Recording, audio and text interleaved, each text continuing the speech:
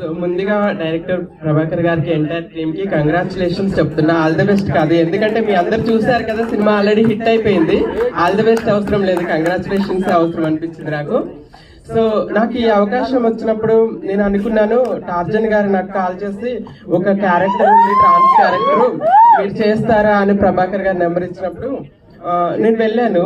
ప్రభాకర్ గారు ఇది prostitute character అని చెప్పారు. సో నా నిజ జీవితంలో నేను ప్రాస్టిట్యూట్ క్యారెక్టర్ చేయలేదు, ఎందుకంటే నేను మాస్టర్స్ చేస్తాను, ఎంఎన్సీలో హెచ్ఆర్ గా జాబ్ చేస్తాను.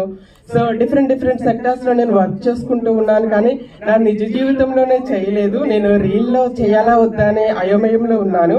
సో నేను అనుకున్న తర్వాత నా ఫ్రెండ్స్ ని ఎవరైనా రిఫర్ చేస్తాను, ఎందుకంటే ఆర్టిస్టులు చాలా మంది ఉన్నారు నాకు తెలిసిన, ట్రాన్స్ ఎవరైనా రిఫర్ చేద్దాం అనుకున్నాను. తర్వాత ప్రభాకర్ గారు మీరు చేస్తే బాగుంటుంది హర్షిని గారు డెఫినెట్లీ అని అడిగినప్పుడు, సో యాజ్ ఏ ఆర్టిస్ట్ గా ఏదైనా చేయాలి అని చెప్పేసి నేను డెసిషన్ తీసుకుని క్యారెక్టర్ చేయడం జరిగింది. చేసిన తర్వాత ప్రభాకర్ గారు కూడా చాలా మంచి కాంప్లిమెంట్స్ ఇచ్చారు, బాగా వచ్చింది అవుట్పుట్ అని. సో మన నిజ జీవితంలో కూడా అండి, ప్రతి వ్యక్తి కూడా అవకాశాల కోసం చూస్తుంటారు. మనల్ని మనం ప్రూవ్ చేసుకోవడానికి ఖచ్చితంగా ఒక అవకాశం అనేది అవసరం. ప్రజెంట్ చూస్తున్నాం కృష్ణానగర్ లో కానీ, హైదరాబాద్ మొత్తం కానీ, ఆర్టిస్టులు కానీ, రైటర్స్ కానీ, డైరెక్టర్స్ కానీ ఎంతో మంది స్క్రిప్ట్స్ పట్టుకుని అవకాశాల కోసం తిరుగుతుంటారు. మనల్ని మనం ప్రూవ్ చేసుకోవడానికి మనకంటూ ఒక అవకాశం కంపల్సరీ ఉండాలి. సో నాకు ఈ స్టేజ్ ఆల్రెడీ ఇంతకు ముందు కొన్ని సినిమాలు, నేను సీరియల్స్ లో కూడా యాక్ట్ చేస్తాను.